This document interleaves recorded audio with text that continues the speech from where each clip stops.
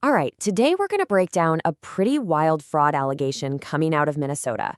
We're talking billions in welfare funds, a major IRS investigation, and even some really serious questions about international terrorism. So yeah, let's get right into it. To really get a sense of the scale here, you just need to hear this one line from our source material. The claim is that people ripped off that state for billions of dollars. Billions. That is just a staggering amount of money. So, how on earth did this allegedly happen? Okay, first things first, let's just break down the core of what this fraud claim is all about.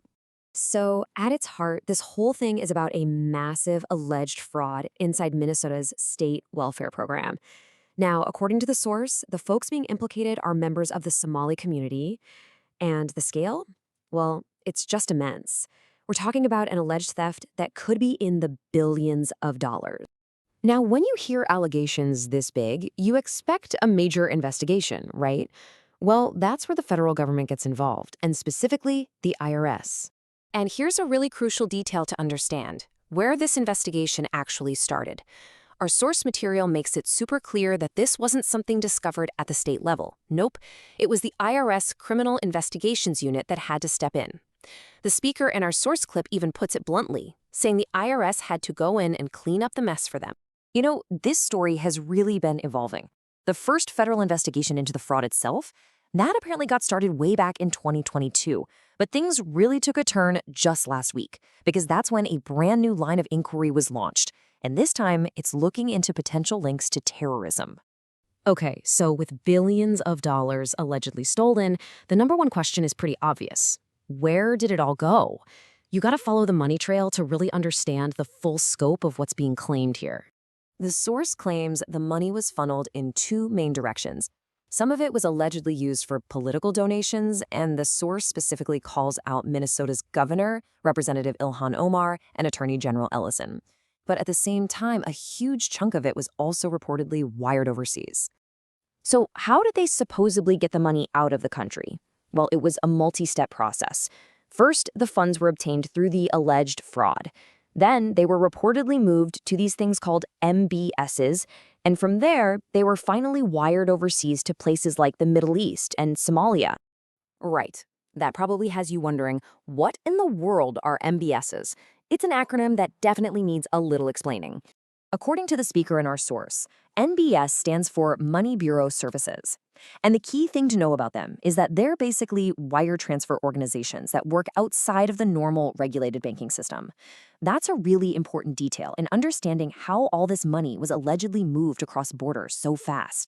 And that brings us to what is, without a doubt, the most serious and right now unresolved part of this entire story: the terrorism allegation.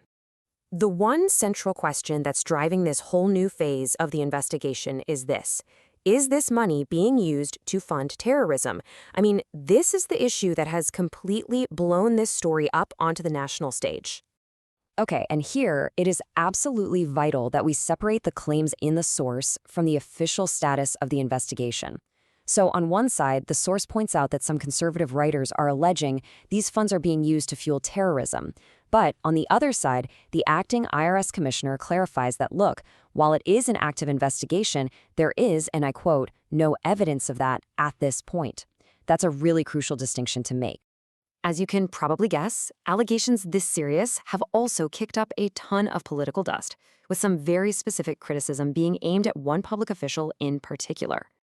Our source really zooms in on Representative Ilhan Omar, alleging that she tried to kind of downplay the whole situation, quoting her as saying, "Oh, it was very tough to know how this money should be used." That alleged comment is then immediately followed by a very, very pointed accusation from the speaker in our source, who just comes right out and says she was gaslighting the American people. So that really shows you just how intense the political criticism around this investigation has become. So, where does all this leave us? We've got allegations of a massive fraud, we have an active IRS investigation that's tracking money all the way overseas, and we have intense political scrutiny. With potentially billions of dollars unaccounted for, the big question isn't just what will be uncovered next, but really, how deep does this whole story actually go?